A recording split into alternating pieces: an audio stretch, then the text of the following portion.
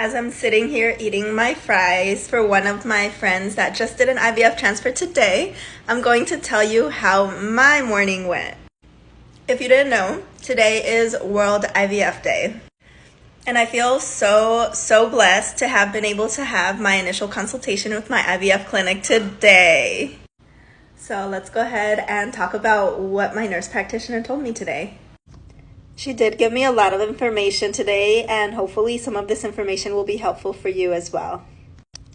I, of course, wanted to ask her all of the important questions, all pertaining to myself and my husband. The first concern that I had is that I recently was diagnosed with a thyroid condition, so I wanted to see if the thyroid medication that I'm taking is going to interfere with iron, because I've been told over and over again that in order to prepare your body for pregnancy, you need to be taking a prenatal, and most prenatals have iron in them. So I wanted to make sure that my medication is not going to interfere with the iron. And she said, really, it just depends on the dosages. Usually they're not that high. You just really need to separate your thyroid medication from your vitamins or any other medications that you're taking. So I take my levothyroxine first thing in the morning, and then I take everything else in the evening. So I can go ahead and just get a prenatal that has everything that I need, which you see right there, and I'll be good to go. The other thing is that right now I'm taking a bunch of supplements because TikTok's like, buy this, buy that, and you're just trying to do whatever you need to do to get a baby, and you just do it.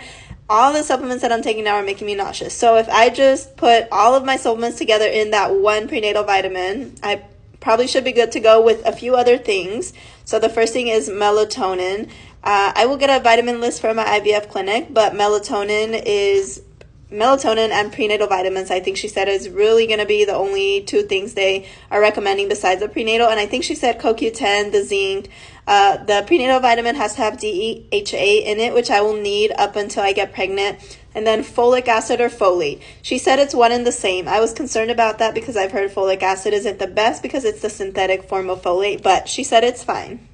The next thing that she told me that I needed to do is to get inositol, which is really good for women with PCOS, but just get a pure myo-inositol. The myo-inositol with the D-chiro-inositol, I've heard that 40:1 is the best ratio, and that's what you should do, but it really is good to just stay basic and just do the pure myo-inositol or the pure inositol without the D-chiro-inositol. That was another question that I had for her because I heard that it's good, I heard that it's not good, and so it's always amazing to have appointments with practitioners so you can actually ask them all these questions. Now the next thing is my thyroid. So right now my thyroid levels are out of control. She said that thyroid should be below 3, but optimally needs to be 2.5 and below. Mine is just crazy. So the first thing we need to do is go ahead and get my thyroid levels under control, and then we can do IVF. She said that it is technically both of our faults when it comes to the infertility, but there's still hope is the good thing.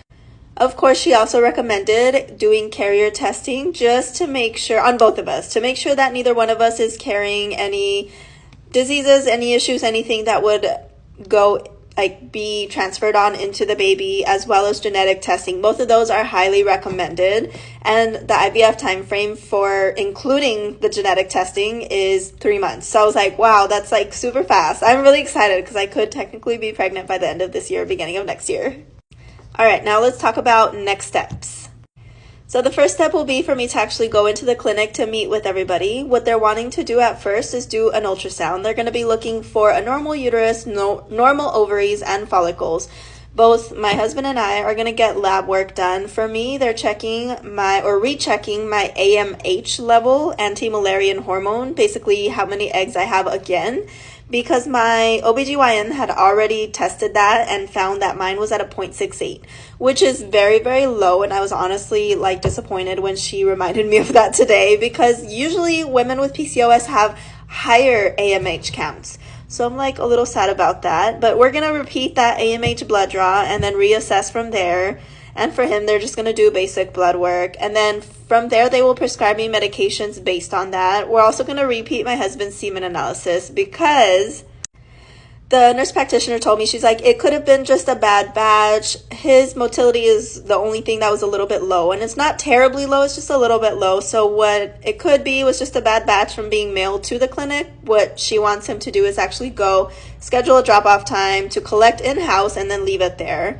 Then we're also going to go ahead and do an egg retrieval first before the surgery. So the surgery name is called it's called a salpingectomy.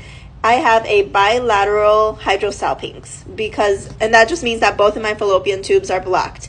So what they're wanting to do first is go ahead and go in and retrieve all the eggs that I have right now. Then I'll go ahead and do the surgery. Then my OBGYN, Dr. Pepper, is going to let me know time frame between surgery and IVF. Then after that, of course, making sure that my thyroid levels are under control the whole time. Then once I'm ready and cleared and I'm all healed from the surgery, which isn't going to take long because it's going to be a laparoscopic surgery. It's just going to be like 3 tiny incisions. Then after that, we can go ahead and start IVF with my menstrual cycle and go from there. But I'm super excited. She left me with a lot of hope today and a lot of just excitement and just ready to get the process going. So she is going to reach out to me, or the clinical staff is going to reach out to me in order to get me scheduled for the ultrasound and the lab work, and going to go ahead and just go from there. I'm super excited, guys. I hope that you guys learned a lot from this video, and I look forward to giving you guys more updates as they come.